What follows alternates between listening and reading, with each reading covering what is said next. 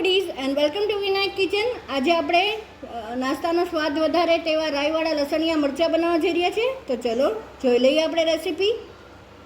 આપણે હવે પેનમાં હાફ કપ તેલ લઈ લઈશું. તેલ ગરમ થાય એટલે આપણે એમાં મેથી એડ કરી દઈશું.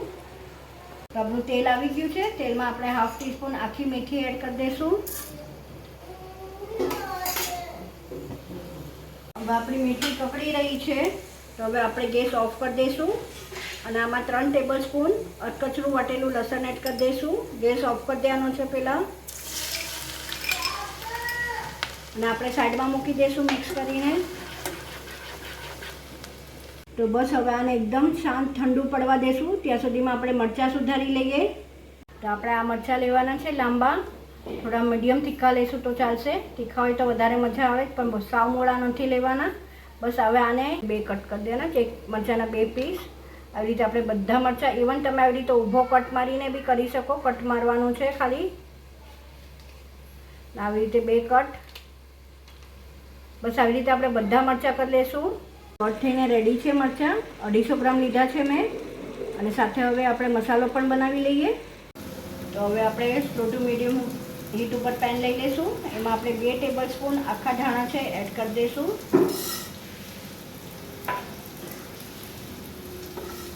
સ્લો ટુ મીડિયમ હીટ ઉપર જ રાખવાની છે. સાથે આમાં હાફ ટીસ્પૂન જીરું, 1 ટીસ્પૂન વરિયાળી અને હાફ ટીસ્પૂન આપણે મેથી લઈશું. હવે બધું રોસ્ટ કરી લઈશું, બધી કચાશ નીકળે ત્યાં સુધી. તો બસ જો શેકાઈ ગયું છે તો કાઢી લઈશું. હવે તમે જોઈશો કલર ચેન્જ થઈ ગયો છે. કાઢી લઈએ. તો પેન ગરમ જ છે. આપણે અડધો કપ એમાં રાઈના કુડિયા એડ કરી દઈશું. એ પણ રોસ્ટ કરી લઈએ. તો આપણી રાઈના કુડિયા રોસ્ટ થઈ ગયા છે. સાથે આપણે આગળ જે મસાલો શેકો એ બે ભેગું કરીને ક્રશ કરવાનું છે. આપણે 2 ટીસ્પૂન મીઠું લઈ લઈશું. એનું મોઇશ્ચર ઉડાવી દઈશું ત્યાં સુધી આપણે એને શેકવાનું છે.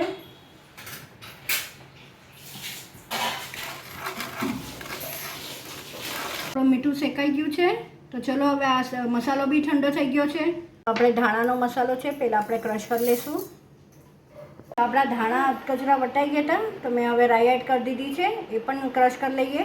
તો આપણો મસાલો પણ ક્રશ થઈ ગયો છે. ચાલો આપણે હવે એક મોટું બાઉલ લઈ લઈએ. એમાં મરચાં એડ કરી દઈશું. તો મરચાં આપણે એડ કરી દઈશું બાઉલમાં. સાથે હવે 1 બાય 1 આપણે બધા મસાલા કરી લઈશું. આ જે મસાલો આપણે ક્રશ કર્યો છે એ એડ કરી દઈશું. ટીસ્પૂન હળદર એડ કરી દઈશું. ખાલી કલર સારો દેખાય માટે 1 ટીસ્પૂન આપણે કાશ્મીરી મરચું એડ કરશું. હિંગ એડ કરશું. હાફ ટીસ્પૂન આપણે જે આપણે મીઠું શેકવું એ એડ કરી દઈશું. તો હવે જે આપણે લસણવાળું તેલ કહ્યું હતું એ પણ થઈ ગયું છે, ઠરી ગયું છે એકદમ. એ એડ કરી દઈશું. હવે આપણે 2 મોટા લીંબુનો રસ કાઢીને એડ કરી દઈશું. મિક્સ કરી લઈશું બધું.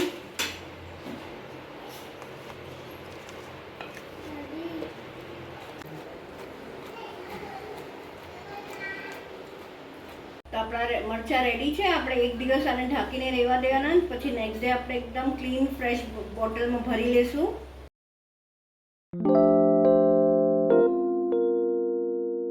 તો સૌ થઈને રેડી છે મારા રાઈવાળા લસણિયા મરચાં. આઈ વિશ તમને મારી આ રેસીપી ગમી હશે. જો ગમી હોય તો લાઇક શેર અને સબસ્ક્રાઈબ કરવાનું ના ભૂલતા.